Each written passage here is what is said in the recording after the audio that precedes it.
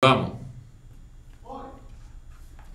Boa noite a todos os internautas e telespectadores aqui do UOL TV Notícias, segunda edição.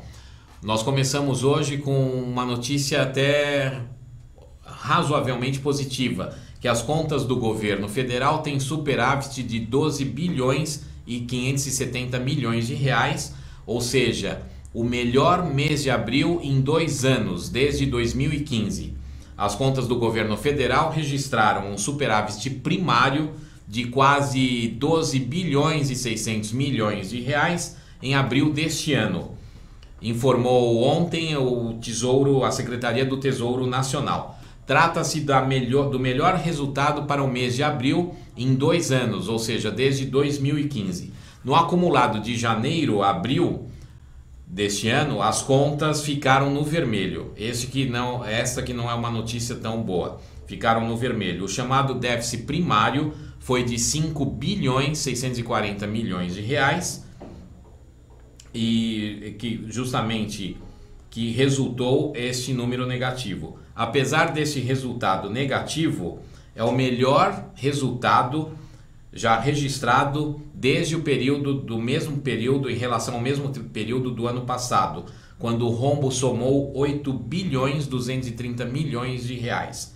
O resultado primário considera apenas as receitas e despesas e não leva em conta os gastos do governo com os juros da dívida interna. Agora, uma notícia nada positiva: o rombo da Previdência Social. A Secretaria do Tesouro Nacional informou também ontem que o rombo da Previdência Social avançou 37 bilhões, quase 37 bilhões e meio de reais nos 4 primeiros meses deste ano. E justamente houve um aumento de 38,7%. Agora, para 2017, a expectativa do governo é que o INSS feche o ano com um resultado negativo de 186 bilhões de reais. Ou seja, a Previdência Social este ano vai ter um rombo de 186 bilhões de reais, este ano de 2017, segundo a Secretaria do Tesouro Nacional. Uma boa notícia é que a Petrobras reduz o preço da gasolina em 5,4% e o do diesel em 3,5%. O que ocorreu? A Petrobras anunciou também ontem essa redução do preço da gasolina em 3,5% em 5,4% e o diesel em 3,5%.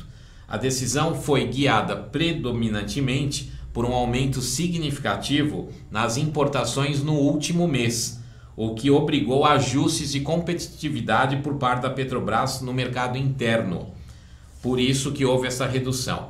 Se essa redução for repassada diretamente para o consumidor final, haverá uma redução no preço da gasolina nas bombas em torno de 0,09, ou seja, 9 centavos por litro de gasolina e de 7 centavos por litro no diesel, se houver todo esse repasse ao consumidor final.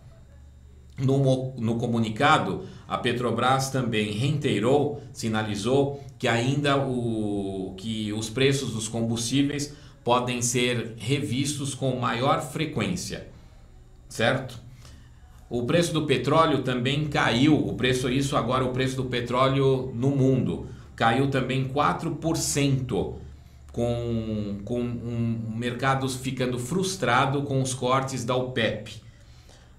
O barril fechou com baixa de 4,63%, ficando cotado em 51 dólares e 56 centavos.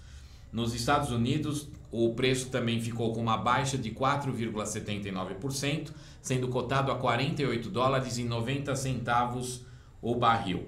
Para a agência econômica Fitch, a decisão da OPEP deve dar algum suporte aos preços do petróleo em torno dessa média vista até agora no ano, que variam entre 50 e 55 dólares.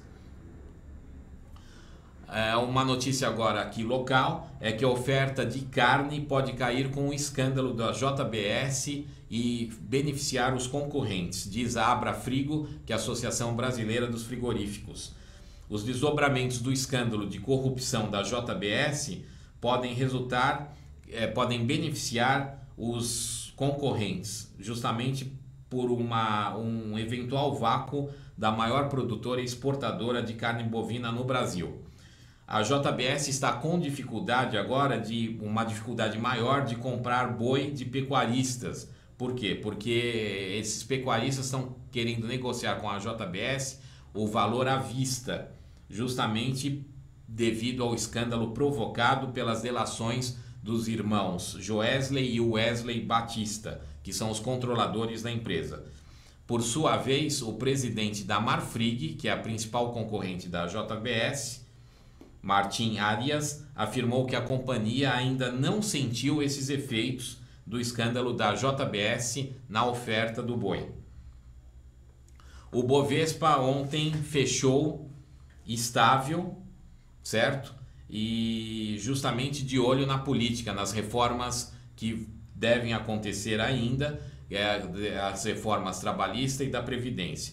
E as ações da JBS subiram 22%.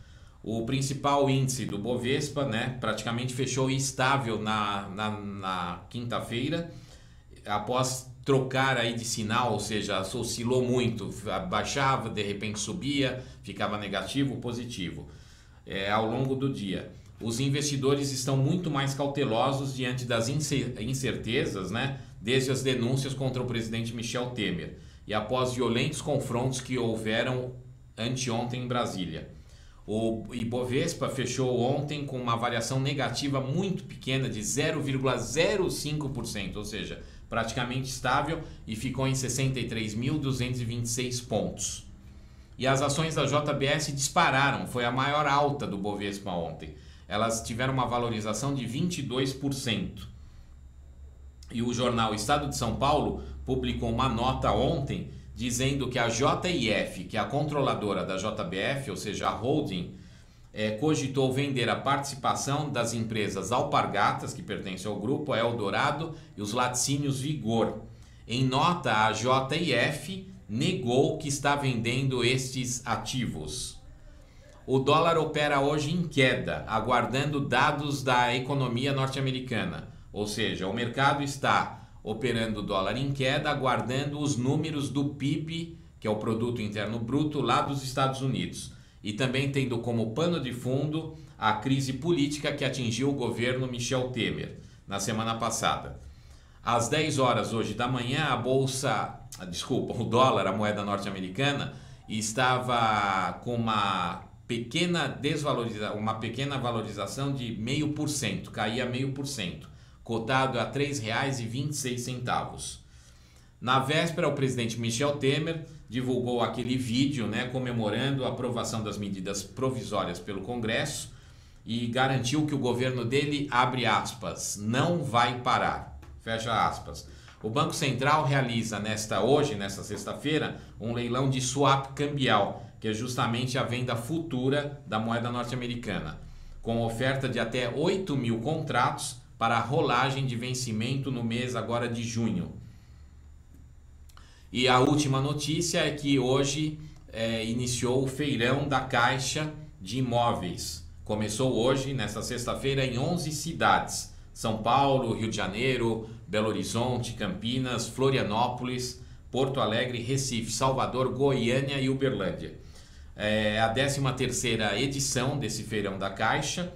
E isso ocorre até domingo às 18 horas, onde termina o feirão, nessas 11 cidades. Os financiamentos podem chegar até 3 milhões de reais, o valor do imóvel. Você pode financiar um imóvel até 3 milhões de reais, com juros de 4,5% ao ano e com um prazo de 35 anos, um prazo máximo de 35 anos. A Caixa Econômica avalia que o valor médio dos contratos de financiamento irão se concentrar em torno de 300 mil reais. Eu fico por aqui no AltV Notícias segunda edição e volto na segunda-feira, na primeira edição, às 12h30. Para você, uma boa noite, um bom final de semana e até lá.